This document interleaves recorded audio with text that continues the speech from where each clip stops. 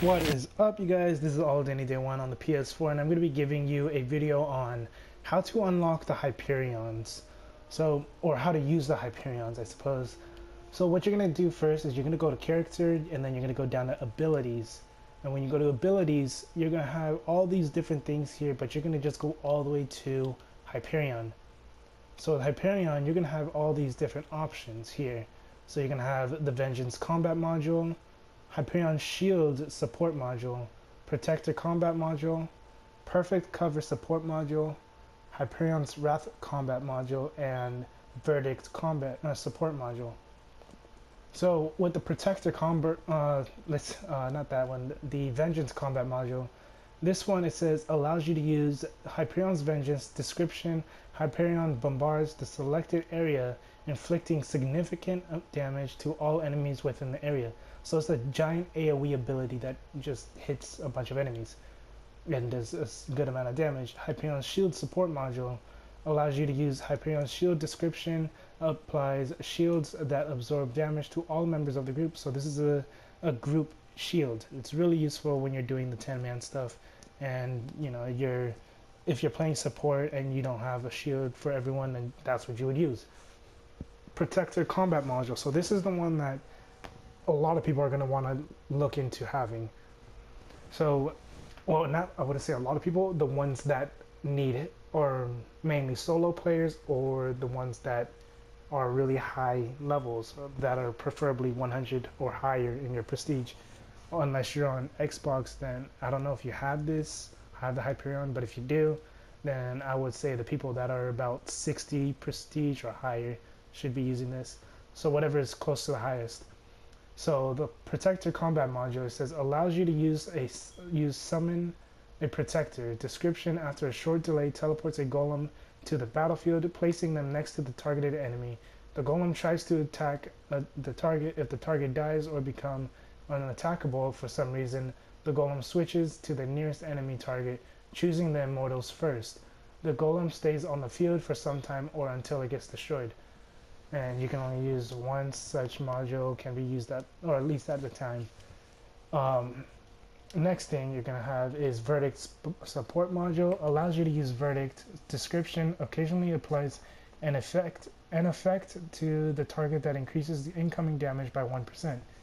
The effects stack up to 20 times for 3 minutes, and when the maximum number of them have been applied, the effect lasts 30 seconds longer. When used against other immortals, the effect lasts for a shorter duration but gets applied for often and stacks up to 60 times. If the target dies when the effect is still active, the cooldown is reduced by 70%. Base cooldown is 15 minutes. The cooldown is individual, but only one character can apply the effect to the same target.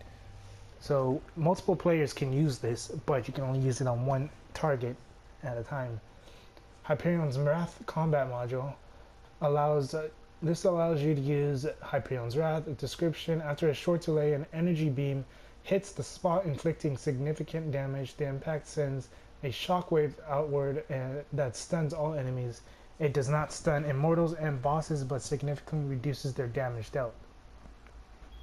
And then Perfect Cover Support Module allows you to use the Perfect Cover ability for the duration of the lease. Description: when the character takes fatal damage, they do not die, but instead gain a shield that absorbs damage. This shield lasts 12 seconds or until it is removed by incoming damage.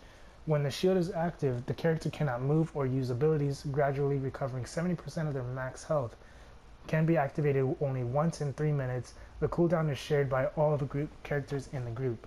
So if someone dies and they have this, then it's going to activate it. But this is really good for support classes, or not support, solo classes. So a lot of the two that I would highly recommend would be the Protector Combat Module and Perfect Cover Support Module, or the three I would recommend. So you would need Hyperion Shield Support Module, Protector Combat Module, and Perfect Cover Support Module. Those three I find that are the most important. The Hyperion Shield, mainly because you can get a shield for yourself, especially if you're a class that can't apply shields. Like, let's say you're an outlaw, and you can't put a shield on yourself, or you're a berserker or a slayer, or you know, just whatever, any class that doesn't have an actual shield in their loadout. So that would be useful to have, but it is it's what, like a 5-minute cooldown, I believe, to use that. Next one would be the Protector Combat Module. The Golem, the Titan, or whatever, the Hyperion Golem, is going to be it's going to be scaled to your level. So if you're 101, it'll be 101, and it'll do a ton of damage. So the higher the level, the better, the stronger it'll be. So if you're in a group, you want to make sure the strongest player in your group has this. And if they don't, then you want the second strongest, third strongest, whoever has it that is the strongest above the other players. If you're the weakest player in the group, but other players have it, like the strongest player has it, but you decide to use it, the Golem is going to be scaled to your level, and it's not going to do as much damage as the highest character in the game or in your group. And then Perfect Cover Support Module is going to be super useful for solo players, because you won't have to rely on having a self-revive from your companion. But if you have that, then that means you have two self-revives. You have this, and then you have your companion self-revive. And yeah, so I'm gonna go ahead and show you the Golem, because that's my most favorite thing. And at 101, I'm at 101 prestige. This is what the Golem's damage will look like, and I'll show you the amount of health it has. Oh, I guess the Golem got scaled down in health, I believe. Regardless, it doesn't do that much, I guess, in here. But when I'm doing my thing, when I'm doing operations or whatever, and I'm doing my 10-man, like Operation Ophelia or Medea or whatever, then this Golem, this Titan, will do a ton of damage. Like, it'll be hitting in the billions. And then the health, it has 20 point something G, which the G stands for, in my opinion, I think the G stands for billion. I'm pretty sure that's what it stands for. But yeah, that's pretty much it. So that's how you pretty much get your Hyperions. Also, before I forget, I'm pretty sure I should have said this in the beginning, but it requires Victor medals, and I think it's like 50 Victor medals for each one, and they last for the whole day. So when you go to it, you go to abilities, go to Hyperion, you would just press on it, and then you would lease it for, I think it's 50 Victor medals.